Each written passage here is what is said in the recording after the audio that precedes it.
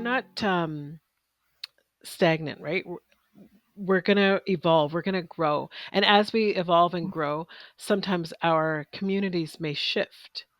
And Yeah. it's not to say that we're leaving, but maybe they're not as close as they used to be. One of my counselors shared this analogy of kind of being in orbit, right? Sometimes we're closer and sometimes we're further away, and that's okay. Welcome. I'm your host, Roheen Bajram. I'm on a mission to redefine the faces of leadership through speaking, consulting, and writing. Unspeakable Leadership is a space to reclaim our stories and empower each other to see the value in how we, as women of color, lead. I hope you'll join me on this journey of unpacking experiences, lessons learned, sharing laughs, and likely a tear or two. Let us grow together in conversation. Hi, everyone. I am so excited to be in conversation with our next guest. No doubt you have heard incredible conversations already, and so I'd like to tell you a little bit about our next speaker. With over 15 years as a coach, educator, and community building experience, Shelley-Anne Vidal approaches life with curiosity, kindness, and an open mind. Shelley is a knowledge seeker who enjoys learning about leadership, social justice, anti racism, and how to bring communities together. She is the author of Amazon's best selling book, You Only Need One Good Egg, Manifesting a Miracle. As the founder of ACT by Vidal, Shelley brings her charismatic and direct approach to coaching, speaking, and training sessions, while holding space for leaders to walk with boldness and confidence. Now, Shelley isn't somebody who only just thinks of work. Outside of work, Shelley also enjoys going on adventures with her daughter. Shelley, it is such a pleasure to have you here on Unspeakable Leadership, particularly on season 2, where we get to have juicy conversations. And so I just want to say thank you for being here and welcome to Unspeakable Leadership. Thank you. Thank you for the great work that you're doing. I'm so grateful to be a part of the series. Thank you. Oh, amazing. No, I think when you and I connected, and I think of the first time, um, it was during a book launch virtually, and you probably didn't know that I was there, but I was there, and I knew that you were there because you were sharing about the book that you had released, and you were sharing about why you wanted to put it out into the world. And I just remember sitting and listening to your why and hearing about the motivation behind also sharing your story.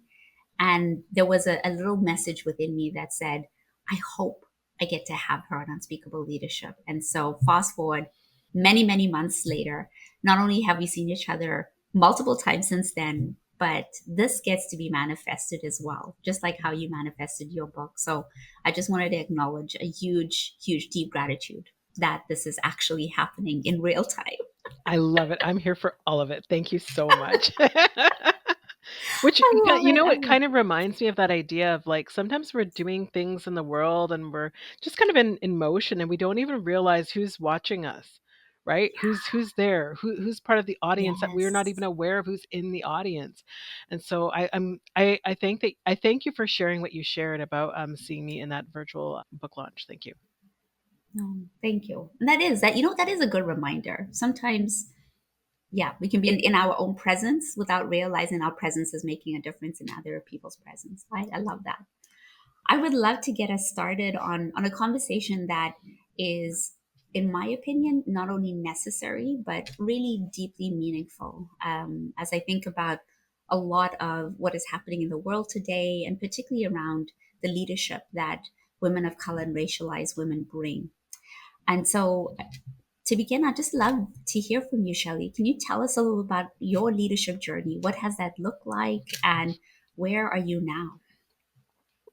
Yeah, it's such a interesting question when you ask. I think natural born leader is about their leadership journey. It's like, well, I don't remember not being a leader. Like from the time I was a child, whether it was with my siblings, teaching them how to read, just, playing school, the lifelong teacher that I am. I remember also in elementary school being awarded the Optimist Award, right? Like little things like that. Again, I think for a natural born leader, it it happens where you see things and you decide to speak up, to say something.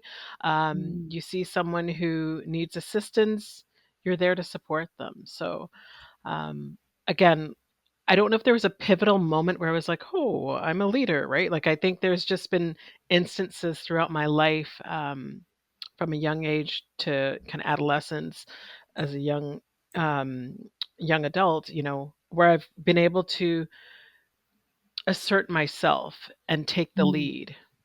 I don't know if that really answers your question, but yeah. No, I love that. It sounds like from an early age, it just, leading came naturally to you, and there wasn't this ask. Like nobody said, Shelly, can you do this? It was more of a, yeah, like why wouldn't I do this? And Mhm. so maybe if you can give a sense of like, so here's young Shelley. Like, what did young Shelley move into? Like, what were some of the things that drove you to now say, this is who I want to be? I want to be an author. I want to be a coach. I want to be a speaker. Well, I think I joke with a few friends and stuff, and I say, I've always had the gift of the gab, which got me into trouble as a child. In my report card, Shelley talked too much. Well, yeah, because that's one of my superpowers. So I decided at some point eventually to hone in on my superpowers, you know, being a college instructor, a facilitator, a speaker. And it's interesting because I don't think I ever, like from a young age, was like, oh, I want to be a speaker. I've always had an interest in teaching, but didn't see at that point, like, how as an instructor or a teacher, you have a stage, you have a presence, and you're making a mark and you're leading the students, right? Mhm. And so for me, I think at a young age, one of the things I would say is really grasp onto that, hone into that, and just run with Mm, it. And I think because it's powerful, the gift of the mm, gab can be very powerful if we're able to harness it. We yeah, can really bring people together and impact change in a larger scale. So I'd say keep yeah. doing the great things, keep talking. Yeah, absolutely. No, I love that, and I hear you. I had a similar report card. I was born and raised in Zimbabwe, and went to this incredible school that required us to wear uniforms and was very strict. Like the discipline was the capital D, and I remember getting these report cards of similar to what you just shared of, continuously does not listen, always talking, has thousands of questions. And my parents, being the beautiful beings they are, having this conversation with me about my curiosity is not only going to kill the cat, it's going to kill the teacher at this stage. And so I love that because fast forward, I moved to Canada, and I am now entering the school system in Canada, where things like critical thinking and being able to speak up is celebrated, and all of a sudden needing to adapt to this new environment and realizing that what was the superpower now in Canada is becoming um, it requires me to unlearn some of the suppression that occurred. And so I'm just, I love that we can both kind of tease out how that shift and change can happen. And I'm curious because I know, would it be accurate, like Trinidad is what you would call home for you? Yeah, that's the family background. My parents are both from Trinidad. I was born in Canada Yeah, and raised in Canada. However, like Trini roots, that's my ethnic background, right? And yeah. so, yeah, what you're saying There's a resonates so well with me. That saying of children should be seen, not heard, and Mm, there's still that hierarchical um, culture, right? Yeah. Yeah. And so I hear you about breaking those chains and then unlearning some of the Yeah. behavior, which is so interesting because it's like they want you to do this, and then you, like you said, you get to university, and it's like, okay, well, I want you to think critically, and we were like, well, we were already thinking critically, like that was my thing, right? Lots of questions. That's why I studied journalism, right? I was like, this is natural to me, makes sense. Totally. Oh my gosh. No, I hear you. That learning the unlearning. And I in many ways the area that I wanted us to really talk about as well was, so here we are, we finding ourselves go through these waves of changes and entering spaces where there is this almost rubric of conduct, that this is how you're expected to act. And one thing that I often hear from a lot of women of color, particularly in leadership roles, is that they're one of few, or they're the only ones. And would love to hear, is has this been your experience when you think about historically all the leadership roles you've been in, or the spaces that you have been in as well? Absolutely. I mean, I was someone who was born in Richmond, BC, Hmm. and then we moved to Surrey when I was quite young, at about 3 years old. And at that point, Hmm. Surrey was not as racially diverse as it is right now. Right. Um, our family had, I think there was only two black families in the school at the three black families at the school when I in elementary school when I was there, and it was predominantly Caucasian. There was only one South Asian girl in my class, which is very Hmm. different to the makeup now. Yeah. And so, um, yeah, when I think about kind of there, and then fast forward to my high school, and you know, oftentimes I've been the only black Mm-hmm. person, whether it was in my school system, whether it was in some of my first jobs. Uh, I When I graduated from high school, one of the first jobs I had was working at Canadian Tire as an assistant store manager doing retail, and it's first of all, predominantly male-dominated industry in on the parts counter, historically, mostly men there. And then to be a young black woman at the time, I was 19, um, working there, just about to turn 20, and again, young black woman in a predominantly male auto parts area, or Hmm. work environment. And so there was a lot of undermining and questioning whether I knew the things that I was sharing with the customers, advice that I was giving them. And so, yeah, like I would say, like in terms of from the beginning of my career trajectory, much earlier on, I was the only one. Fast forward to again working in I'm like working in a trade show company. Yeah, I was the only Hmm. one in the small company. Fast forward again to working in employment counseling, and in the career side of things, and higher ed. There's very few of us working there, so you Hmm. automatically become one of those trailblazers. Particularly if, again, you have those leadership qualities in you, and add in being an advocate where you're gonna speak up. So, Hmm. it can be very lonely when you're looking around, you're like, "Okay, nobody else looks like me, and I wonder if other people Yeah. are having the same, concerns or issues or challenges or barriers," right? Mhm. Hmm. Hmm.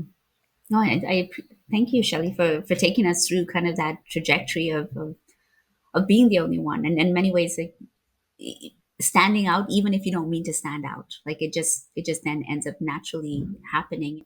I want to pick up on a word that you use. You like the trailblazer, and often that the concept of the trailblazer is somebody who brings a lot of change and really advocates for sometimes the underrepresented and marginalized. And also, I would say, just beneath that is this concept of also being a lone wolf, being on your own and stepping into that space of um, almost oneness without any support. Mhm. I'm I'm curious in that concept of with this trailblazer or lone wolf, like how has that impacted you in your leadership? I would say that at times it can be very isolating, and at the same time, Mhm. it also created more of a drive to find more like-minded individuals. Mm. I Mhm. really take it upon myself to find, and it's funny because you say lone wolf, and it reminds me of a few conversations I've had with close friends, and um, actually used the term of unicorns because we find that we're kind of Mm. unique, right? And there's not really a lot of us who kind of think with this social justice leadership, and particularly as Black women, are just doing the things and are really advocating and unafraid to speak up. And so we often joke about being these unicorns. And funny story, my daughter's hairstyle that she had, this weekend, I had her, with, like, 1 braid up and, like, 2 on the back, and she kept Yeah. pulling it up, and she says, "Mommy, I'm a unicorn, I'm a unicorn." So, all So week sweet. all weekend long, she's a unicorn, that's developing. Yes. So it's funny when you say that, like, when I think about being that unicorn or one-off person, Mhm. I've often say, "Okay, well, where's my community? Where's my tribe?" Because Yeah. when I find that community and that tribe, then it's not as isolating and not as lonely because we're like-minded and we understand, and we don't even have to go into the deep explanation of, "Okay, well, are you also," like, it's so hilarious because sometimes if I haven't spoken with a friend for a while and we're catching up and our lives are just in parallel. I was like, "Oh my god, you're telling me this?" And I'm like, "Yes, exactly. I'm going through the same thing." And it's just like, "Okay, yeah, like, okay, unicorn, we get it." And that's how we joke sometimes. "All right, unicorn, here you go." Right? Mhm. I love that. I love the ability to be able to, identify Mhm. with a term that it sounds like has both, like it's double sided, right? It has this essence of challenge where you can feel isolated, you can feel um, lonely, and I could even add other words like misunderstood and continuously um, needing to be the one to speak up. And yet at the same time, the other side of that coin is that you also feel like you're in solidarity with others who are also wanting to champion a different way of being and a different change. And so I love that. I love that. Hey, my sister. Now, I wouldn't be a good host if I didn't ask you to do this. Like, subscribe, or share this podcast with people you care about. I truly appreciate your support. I'm curious, like because it requires somebody to see both sides Mhm. of the coin Yeah. versus just staying on one perspective and then using that perspective as a lens to lead.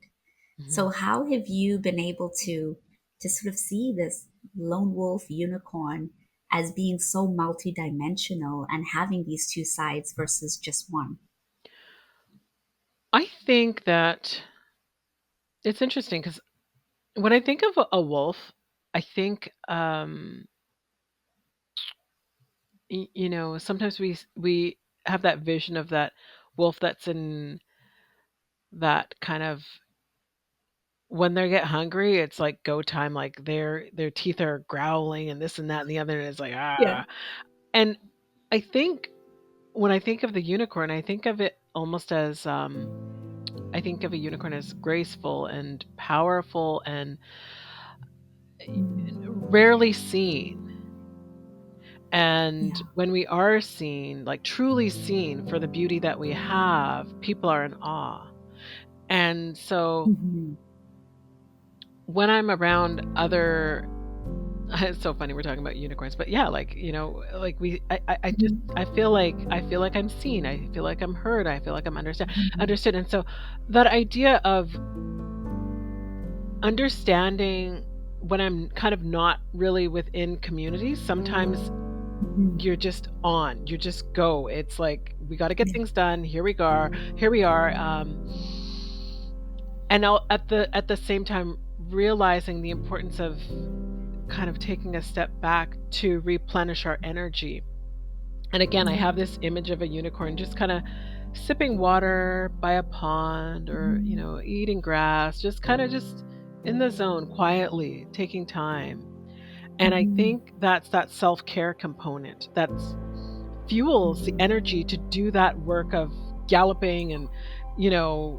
advocating, getting things done on your own. But then we come back in Yeah. our pack, we regroup, and we're just in Mhm. community and just feeling comfort and revitalized, Oh, re-energized. Mhm.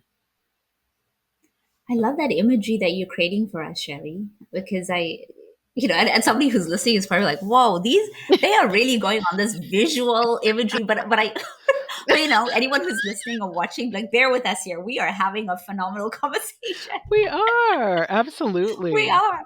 Yeah. Because I think of, taking these two seemingly different animals, Mhm.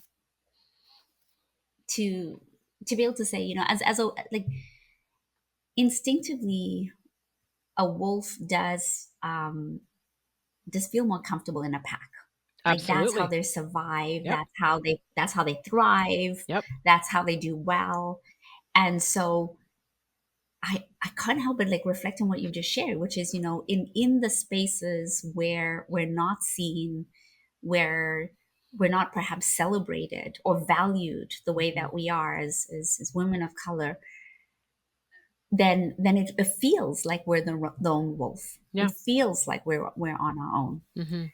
Um, and then when we are in spaces where that valuation is one of being seen, validation, celebration, community, we almost morph into a unicorn, Yeah. and that concept of being a unicorn and a wolf in their own pack Mhm. together is the image that you're creating for me, which is Mhm. such a it's such a beautiful way of thinking about some of these concepts, right? And to be able to say, in one way, the lone wolf can be transformed. That Absolutely. cycle that cycle can be broken with the right conditions. And you share, like, having that self-care component, having people who are like-minded. Is there anything else that you think that is so critical for Yeah. that shift to happen? Yeah, I think because even when I reflect on the idea of the lone wolf, I think sometimes if folks are left in isolation by themselves, what happens? Yeah. Right? When they don't have the community, sometimes they become a bit hardened, right? And so, again, that goes back to the necessity of finding community, or if you're not able to find community, finding whatever tools or resources are there to help kind of bring it down. Because if you're always firing on high alert, and you're always on, what does that do for us mentally? Right. So I think, again, whether it's counseling or finding community or being in nature, whatever it is that Mhm. you need to bring yourself back to, Wow. I also think of it almost like a feminine masculine energy, right? So Mm, how do we nurture both sides or all yeah. sides of our energy? Maybe it's not just feminine masculine, maybe it's, kind of a little bit of everything in there, right? But how do we ensure that we're nourishing all aspects of us? Because if we're always just focusing on the kind of attack, aggressive, get it done, Mhm. head down, Yeah. who do we become? Is that truly who we are? And that also reminds me of, Mhm. like, when we came into this world, I don't think Mhm. we were created in that essence of like, "Arr," right? So Yeah. Yeah. coming back and to our center, to our roots, to who we Mhm. were created to be. Yeah. And it sounds like to ground ourselves in our beingness, and to ground ourselves in what we know is deeply within. Absolutely. And yeah, what does that look like for you? Like, what, if you could describe it, what would that be for you? I think I touched on it a little bit in terms of finding community and whether it's connecting with friends or family, having a meal together, Mhm. sharing good Mhm. conversation on the phone, doing a walk and talk, being in nature, just exploring with my daughter, going traveling, right? So, and Yeah, sometimes I think, again, whether it's traveling on an airplane, traveling by car, traveling by ferry, all different areas, I think, just giving myself space to just detach from that type of work where yeah. I don't have to think about it and I can just be. And Hmm. laughter is a big thing for me. Joy is a big thing for me. So when I can be in a position where I'm just laughing uncontrollably, and sometimes it's just sitting on the floor playing with my daughter and just watching her, like that will bring me joy when she's in her joyful mood, going to the water park and letting her just run through the water and just in pure joy. That's also what replenishes my spirit. Yeah, I love that, and I can just picture you like on the carpet, like yeah, just laughing and enjoying, and I'm wondering, is it possible that we can have that also in workplaces, in our leadership roles as women of color? What are your thoughts on that? I think it's possible Mm. under the right conditions.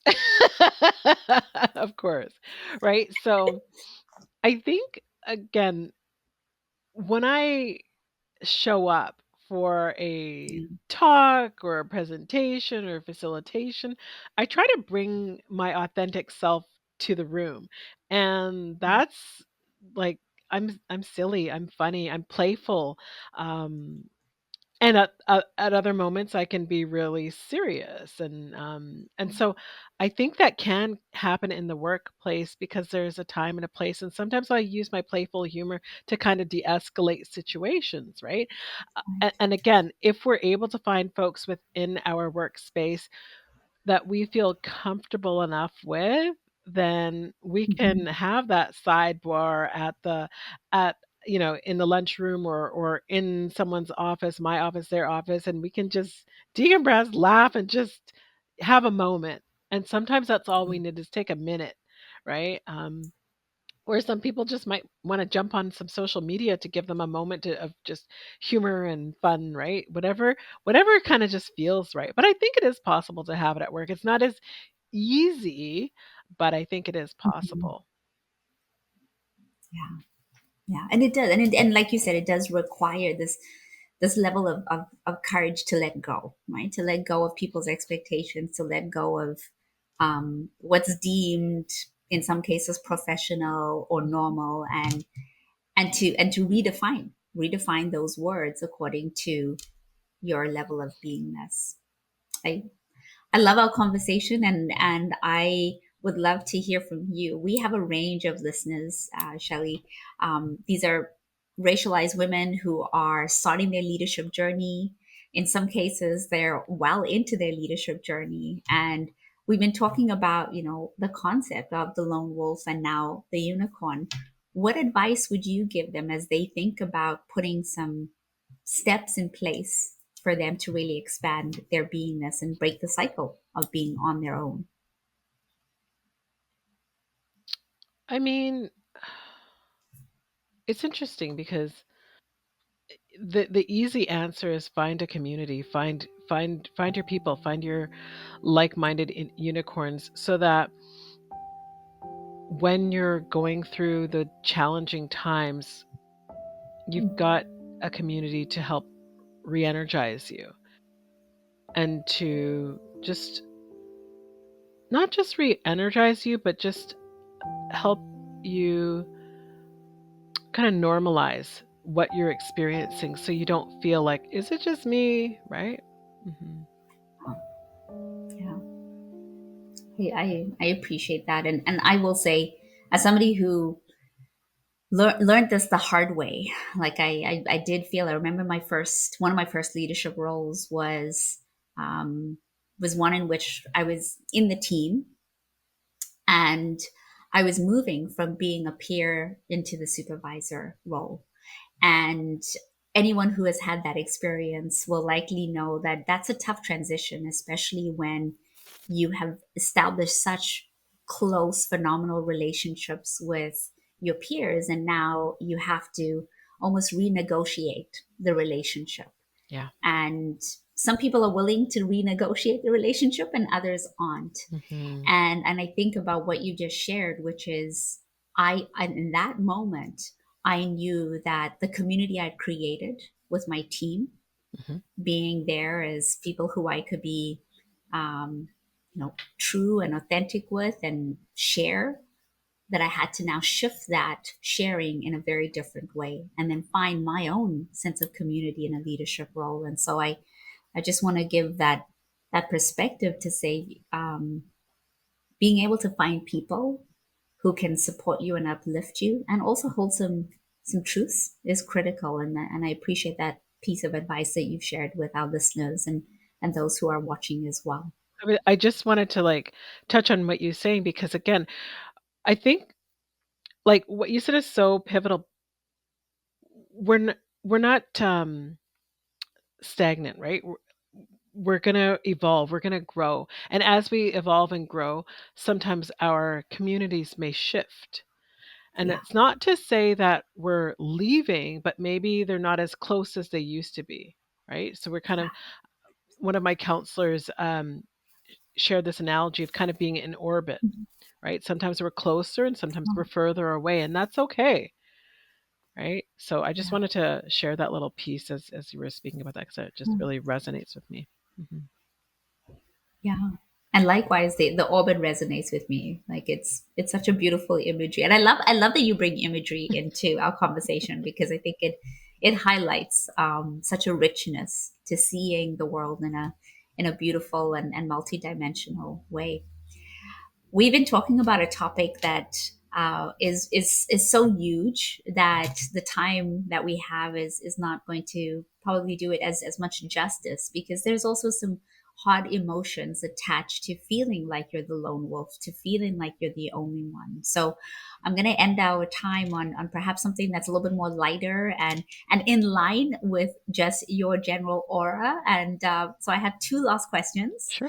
And the first question is, would you be willing to share with us a funny story of something that you've experienced at work or something that you've been witness to that has always stuck in your heart and your mind? I'm stumped for a moment because I feel like I've been in the throes of a lot of interesting moments at work, which unfortunately Mhm. are not so funny. So I'm like, I don't know. I think that's kind of like at the top of my mind. I'll see if it'll come back to me. Can you ask me your other question? Okay. Yeah, absolutely. Would you like me to share with you a story? Yeah, And sure. yeah, okay. Yeah. This story I actually have shared a couple of times in different settings, and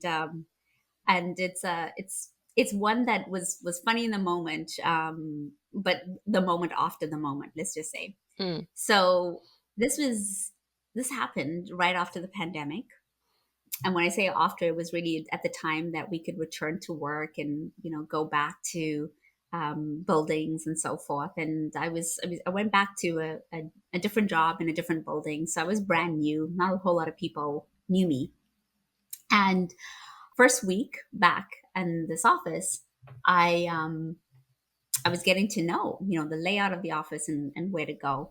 And essentially, the building wasn't ready for people. Like the building clearly had not had a chance to transition. And so what ended up happening was that first week, the toilet on the ground level completely flooded, oh and my. there was Yeah, I know.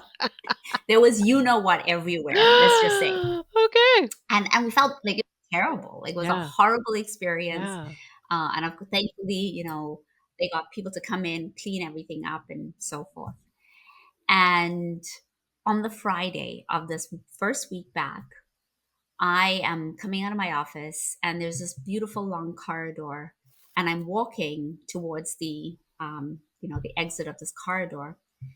And picture this: in the middle is one of the amazing cleaning ladies who has had to deal with this catastrophe this entire week.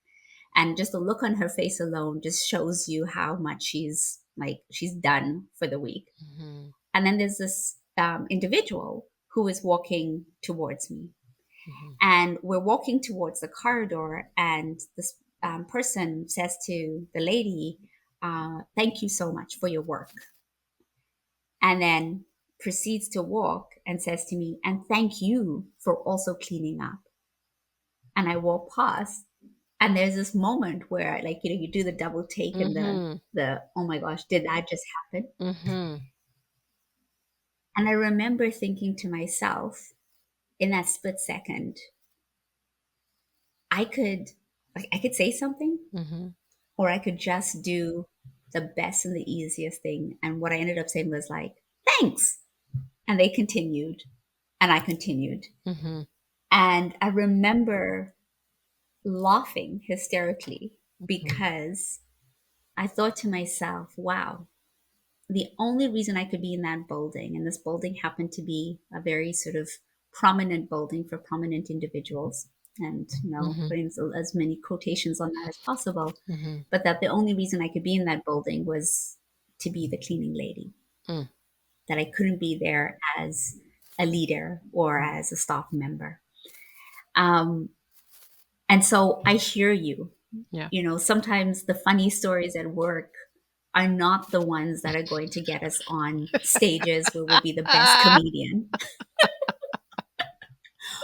but they are the stories that we could share with each other where we say, "My sister, you wouldn't believe what just happened." Oh yeah. Oh yeah. Like yeah, okay. That's the kind of funny you're talking about? Yeah, okay. I mean, it's yeah. Yeah. Now I have a flood of stories. Now they're coming. Now, and I'll be real quick about it. So I was meeting with I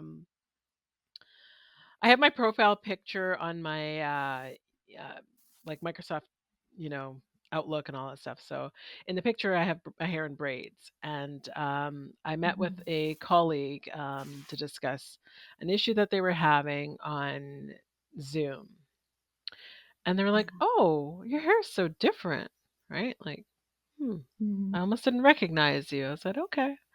And so we had our meeting discussing what we had, and then they proceeded to message me on Teams about my hair, and how long did it take for me to grow my hair that long? Because I had Oh my extensions in, and I gosh. was like exactly like you, it's like, I could decide how I wanna navigate this, and Yeah. it's just "Oh, please forgive me, I don't know if this is appropriate or if this is rude, but I'm just curious, like, how long did it take you to grow your hair that long, and how long did it take for you to put your hair in braids?" And the questions, from a The questions. non-Black individual. And and it's like, I know at some point it's like, you're like, "Well, you really could Google this," right? Yeah. And again, it's that fine line of when do we choose to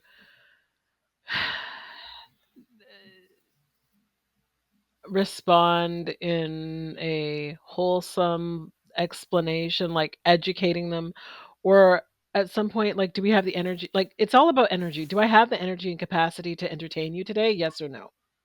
Do I want to? I don't know. Maybe I do, maybe I don't. And so it's that question of like, when people come up and ask the microaggressions, like, "Oh, where are you from?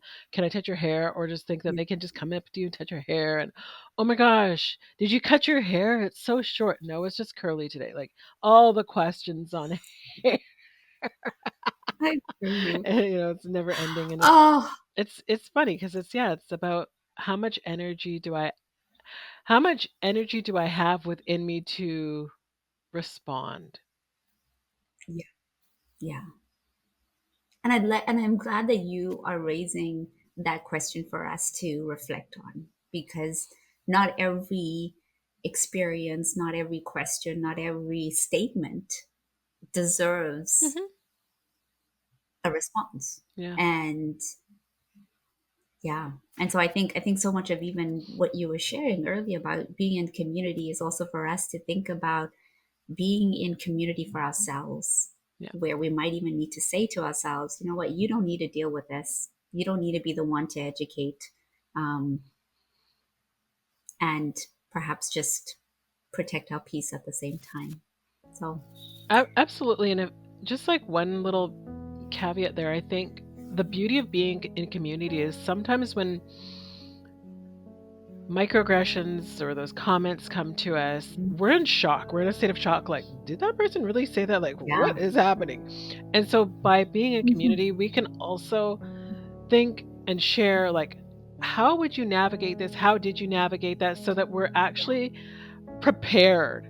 Because oftentimes when we're in shock, we're just like, what just happened? I can't believe he really did that. Yeah. And so, when we are in community, Absolutely. have the conversations, we're prepared when that question comes up. We know how to handle it, how to navigate it in a way that we're not like, in that Yeah. Stunned. freeze. Yeah. Yeah. Absolutely. No, thank you. Thank you, Yeah. Shelley. And I'm ending with one last question before we wrap our time up, and that is, listeners often want to hear more about you, and particularly also follow some of the incredible work that you're doing. So, would love to hear what's one thing that you'd love the listeners to follow up on to be able to learn more about you and the work that you're doing. Sure. So I would say, I mean, I've got my lovely book, and we didn't get into it so much today. We were going to, but we didn't. The topic went this way and that way, and that's the beauty of organic conversation.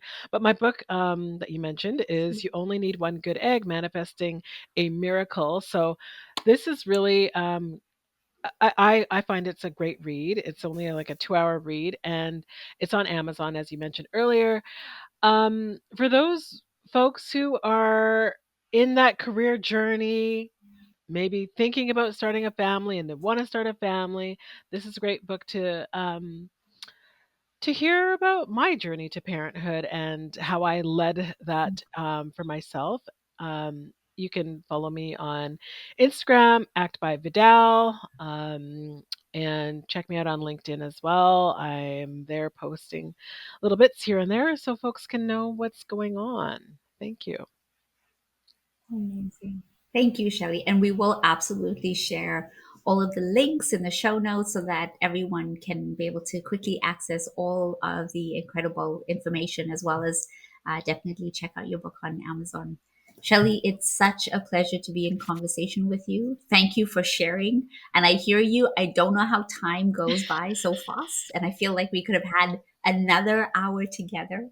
And so thank you. Thank you for your wisdom, and thank you for your honesty and your transparency in having some really incredible conversations today. Thank you. Thank you so much. I appreciate you. Take care. Bye bye. Thank you.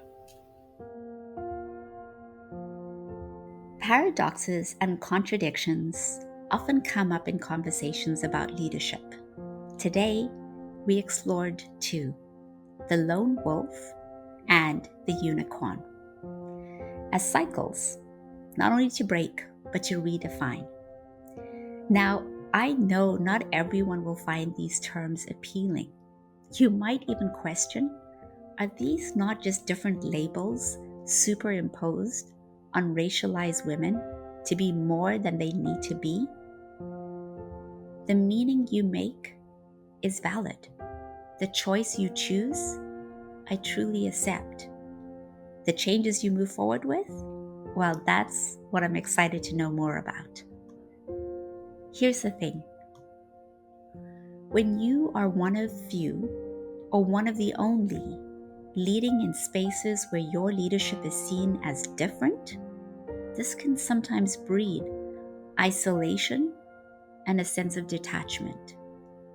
Couple that with a strong work ethic and unique perspectives, and it becomes a recipe for being the first to be there, the last to leave, the achievements to show. Yet you might also find yourself misunderstood and not always invited. It sucks. It truly does. So, whether we're referring to a lone wolf, a unicorn, or anything else that holds resonance for you, today's conversation is about redefining what these terms mean so that you can make the new definition serve your essence and how you want to lead. Shelley spoke about community as being a container that can both hold and uplift us. I'd love to add a few insights. First, it's okay to acknowledge the isolation and to also know that that isolation has nothing to do with you, your ambitions, or your worth. I shared at the end of an episode a so-called funny story. And when I recounted the story with a group of colleagues, their response were crickets. A very different response from when I shared the experience with like-minded individuals who just got it. They just understood all of the emotions, the feelings, and even the weird funniness and humor in it. It can feel isolating to be in spaces where the nuances and impact are lost on the people hearing your story for the first or the 100th time. Second, as you seek out community, new opportunities, or relationships, stay open to both the things that will bring you familiarity and also novelty. Being a leader doesn't mean you have to be one 24/7. Build a life that is filled with activities that raise your vibration at a frequency of joy, confidence, hope, and laughter. Because when you do, you will show up in this way, not just in the spaces you are celebrated. That infectious frequency will show up at work too. You will show up in that light. Lastly, sometimes it's not always about doing more. Sometimes it's about giving 10% less. And by doing so, you feel greater satisfaction and peace. The more connected we are to ourselves, the more connected we can be to others. This also makes it a whole lot easier to exercise your boundaries. Remember, your leadership is a gift, one that will be seen, heard, and valued by those who have the capacity to see you as a vital part of the collective strength we all have within us. And for those who don't, well, my grandmother would simply say, that's not yours to care for or to carry. There is an African proverb that says, a person is a person because of other people. What is one small change you can do today to nurture relationships that uplift you? Always remember, the world needs more of you being just you. As always, take care of yourself and see you soon.